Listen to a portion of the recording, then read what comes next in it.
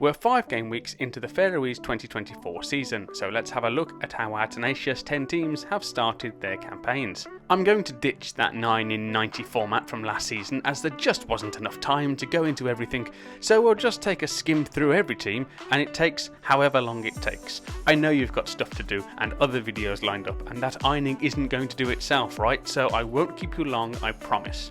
Let's start with Klaksvík, who are not top. In fact, by their standards, they've had a terrible start, having lost 2 of their first 5 games and currently sit 5th. Their 2 defeats came in their 2 visits to Gundadalur, losing 2-0 to B36 and then 1-0 to HB. It was nearly worse for them as well, as they came back from 2-0 down against NSI Runavík to win 3-2 and had to wait until the 94th minute to find a winner against Skala. Klaksvík haven't lost 3 in a season since 2020, but that run already looks in jeopardy. The 2 Tórshavn clubs sit 2nd and 3rd, with HB 2 points better off than their city rivals. A defeat to NSI Runavík halted B36's unbeaten start to the season, who have won 3 and drawn 1 of their other 4 games. HB have started very well, claiming 4 wins from 5, with their only defeat being a 2-1 loss to Víkingur Gøta. And that 2-1 win for Víkingur has helped elevate them to the top of the pile with a perfect 15 points from 5 games. They have the only unbeaten record in the league and have scored 16 goals, conceding just 3. Paul Kausberg has scored 4 and assisted 4 in a blazing start to the season.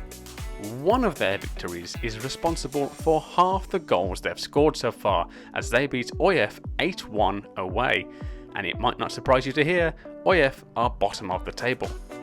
They've had a wretched start, and that goal in their 8-1 defeat is the only goal they've scored. They've also lost 6-0 to Klaksvík and 5-0 to EB Streymoy in their opening 5 games, where they've conceded 24 and put no points on the table. Joining them in the relegation zone is B68 Toftir, who are only 1 point better off, that point coming in a 1-1 draw against EB Streymoy. In fairness to B68 Toftir, those 4 defeats have been against B36, HB, Víkingur and 07 Besta, who all finished top half last season. So with some easier opponents coming up, B68 fans will be hoping to string a few points together.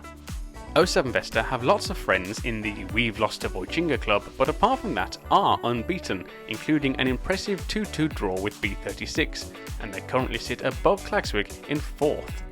Vesta's Emil Grun Pedersen has a goal of the season contender to his name, scoring this ridiculous effort from inside his own half against EB Streymoy. Also scoring good goals is loan signing Benjamin Smales Braithwaite. 07 Besta look like they might have an eye on crashing those top 4 spaces. And I seem to have mentioned EB Streymoy a lot already, so probably a good time to mention they are 7th and got their first win of the season at the 5th time of asking, that impressive 5-0 over OIF, which was helped by OIF getting 2 red cards in 3 first half minutes. Which just leaves the 2 promoted teams. NSI Runavík sits 6th, having won 3 of their first 5. The 2 defeats were to Klaksvík and HB, and they were both 3-2, so NSI definitely showing no signs of heading back down. Skala had a perfect start to the season, winning their opening game against EB Streymoy 3-0 and immediately chalking up as many victories as their last 2 Premier League campaigns. But that good tide waned as they went on to lose their next 4. But they pushed Klaksvík all the way before a last-minute defeat, showing they're no pushovers. And as it stands, they're not in the relegation zone. So here is the table. Víkingur on top, Klaksvík languishing in mid-table, and OIF not yet off the mark. The Faroese Cup kicks off in a week or so, and HB and Klaksvík have been drawn against each other in the first round. HB have a Super Cup and a league win over Klaksvík already this season. Can they make it a hat-trick before even the end of April? Let's find out. Until next time, thank you very much for tuning in. See, I told you that wouldn't take long.